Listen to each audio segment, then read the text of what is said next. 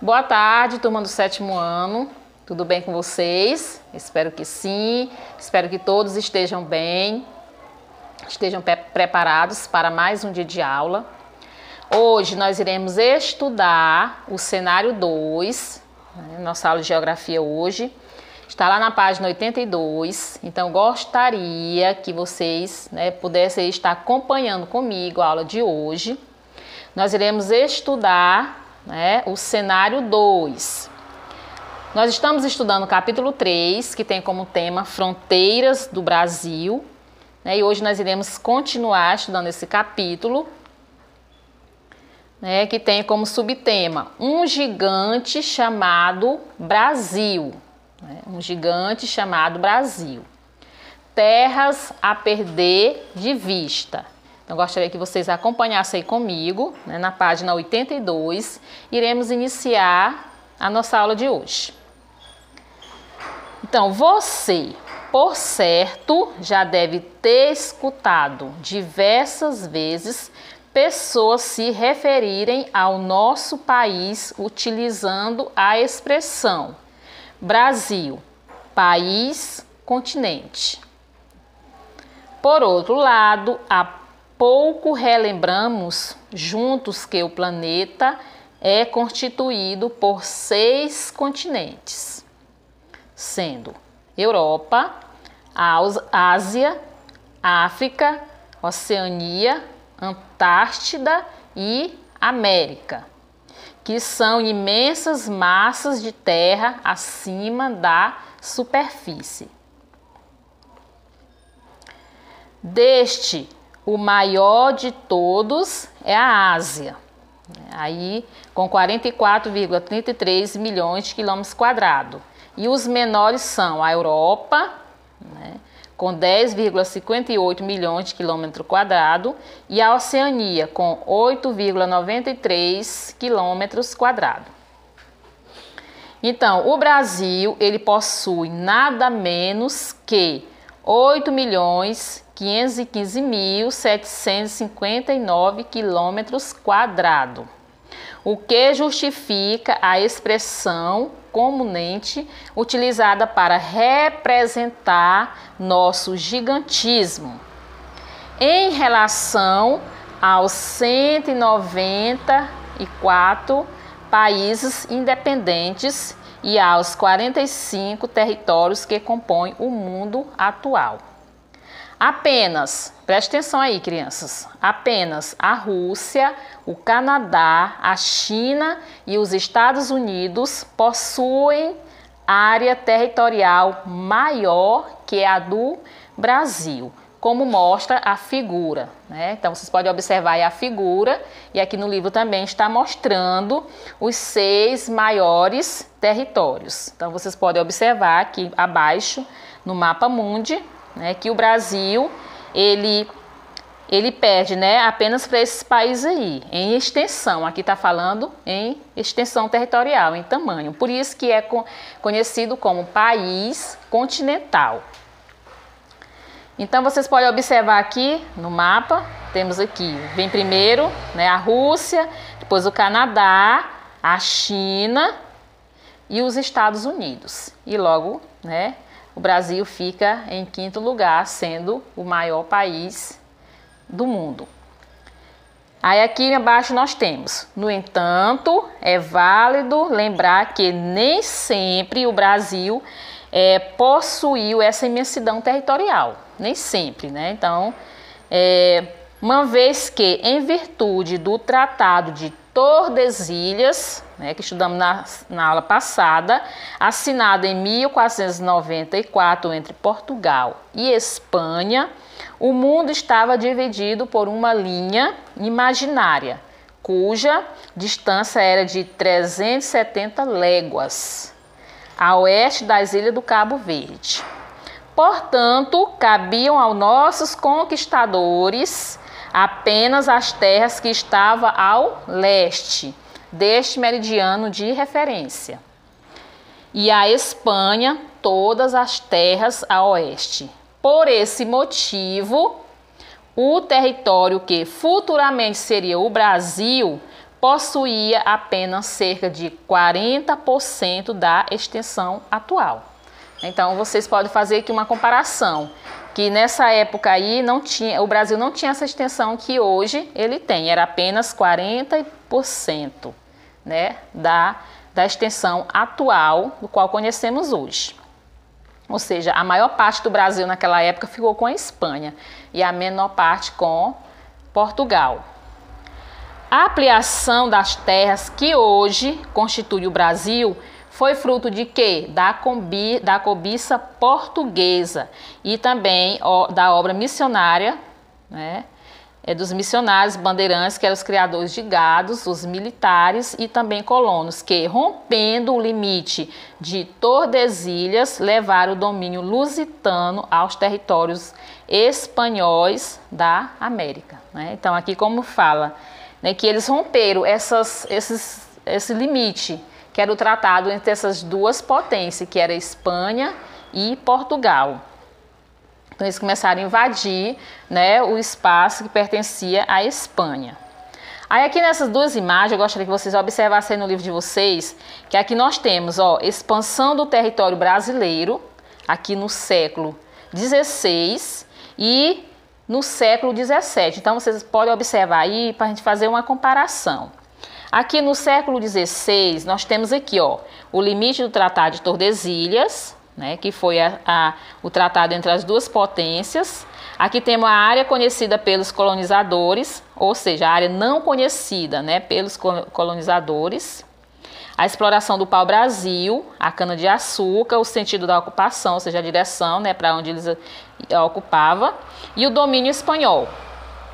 Aqui no século XVII, temos aqui o limite do Tratado de Tordesilhas, a área não conhecida pelos colonizadores, a cana-de-açúcar, a pecuária, né, que era a criação de animais, as drogas do sertão, que era a plantação de ervas, o sentido da ocupação e também o domínio espanhol. Então, você vai ver aqui que do século XVI para o século XVII, né, já houve o quê? Uma mudança aqui em termos da ocupação do território brasileiro, né, e também a direção ao qual eles adentravam para o país. Página 84. Aqui nós temos os pontos extremos do Brasil. Então, vocês acompanham aí, né, que esses pontos extremos, né, eles são locais que estão no limite de determinado território, aqui no caso do Brasil, que eles delimitam, né, como se fosse o que? A fronteira entre cidades, estados, países. Aqui você vai ver os limites, né, que o Brasil faz com os outros países. Sim, então aqui nós temos os pontos extremos do Brasil. Acompanhe aí. Por possuir dimensões continentais, o Brasil apresenta dimensões entre seus pontos extremos, ou seja, norte, sul, leste, oeste. E é quase iguais, bem como uma grande área de fronteiras, né? 15.179 quilômetros, limitando-se, por conta disso, com quase todos os países da América do Sul, com exceção do Chile e do Equador, que são os dois países da América do Sul que não fazem fronteira com o Brasil. É apenas esses dois países. Aqui nós temos esses pontos extremos, né, eles são locais, né, que estão no limite de determinado território. Então, aqui é o limite do Brasil com os demais países da América do Sul, como vocês podem observar na imagem. Aí aqui nós temos, ó, norte, aí vem aqui, nascente do rio Ailã, na Serra do Caburaí, que é a divisa Roraima, República da Guiana. Aí tem ao sul, Barra do Arroio Chuí, na divisa do Rio Grande do Sul, Uruguai. A oeste, nascente do rio Moa, na Serra da Catamana, divisa, Acre, Peru. E tem o leste, que é a ponta do Seixas, Cabo Branco, na Paraíba. Então, nessa imagem aqui, da página 85, vocês podem observar aí, né, esses pontos extremos. Brasil, dimensões e pontos extremos. Quais são, né, os locais onde limita-se esses pontos extremos com os demais países. Aí nós temos aqui norte, sul, leste e oeste. E essa linha aqui é o sentido, né, da fronteira. Então, essa grande área de fronteiras facilitaria a integração do nosso país com os demais países, né, sul-americanos. Porém, contrariando a lógica, ao longo da sua história, essa integração não foi tão intensa e nem teve a forma de que se desejaria, pois desde a conquista da América, o Brasil e os outros países da América Latina tiveram as suas economias organizadas segundo o interesse dos conquistadores. Então, o interesse deles era as riquezas, né? Então, eles organizaram essas economias. Então, o interesse dele, o objetivo deles qual era? Era abastecer o mercado das metrópoles de produtos tropicais. Que produto era esses? O pau-brasil, né? O açúcar de cana, o café, o cacau e além dos recursos minerais, né? Como o ouro, a prata, os diamantes e as esmeraldas. Esse era o interesse, né, dos conquistadores, era obter riquezas e abastecer as suas metrópoles. Ou seja, suas economias foram direcionadas para fora. Então, tudo que eles exploraram aqui, né, da América, né, aqui do nosso país, era para vender lá nas suas metrópoles. Então, os recursos americanos, o que mais interessava aos dominadores era saquear as riquezas e os recursos americanos para vender no mercado europeu. Então, tudo que eles retiraram aqui, né, do nosso continente, aqui da América, do Brasil, era para vender, né, no mercado europeu. E por esse motivo não incentivavam o intercâmbio comercial e cultural. Por quê? Porque o interesse deles era vender seus produtos lá no mercado europeu. Entre as colônias, na medida em que inicialmente não priorizavam o povoamento do nosso país. Ou seja, o interesse deles não era povoar aqui o Brasil, não era morar aqui no Brasil, e sim apenas retirar, né, toda a riqueza que eles conseguissem levar para as suas metrópoles e vender os produtos nas suas metrópoles.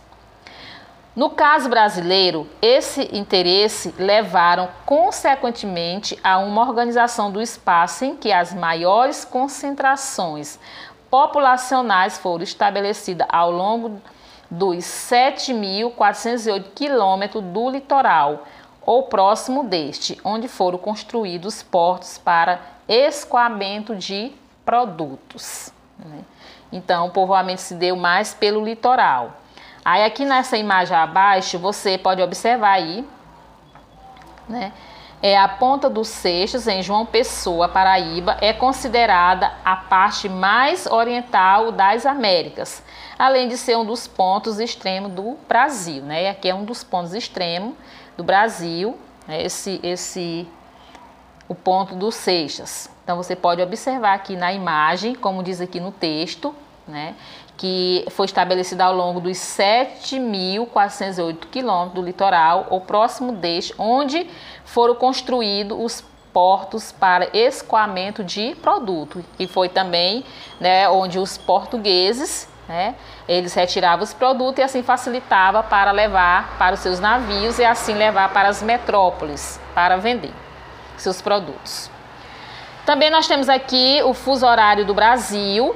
Então, vocês podem observar aí no livro de vocês, página 86, que diz: aprendemos no 6º ano que os fusos horários são determinados pelo meridiano de Greenwich, ou meridiano inicial, e que, em virtude da posição do nascimento do Sol e do sentido do movimento de rotação realizado pela Terra, todas as áreas localizadas a leste de Greenwich possuem horas mais adiantadas que as áreas que estão a oeste desse meridiano.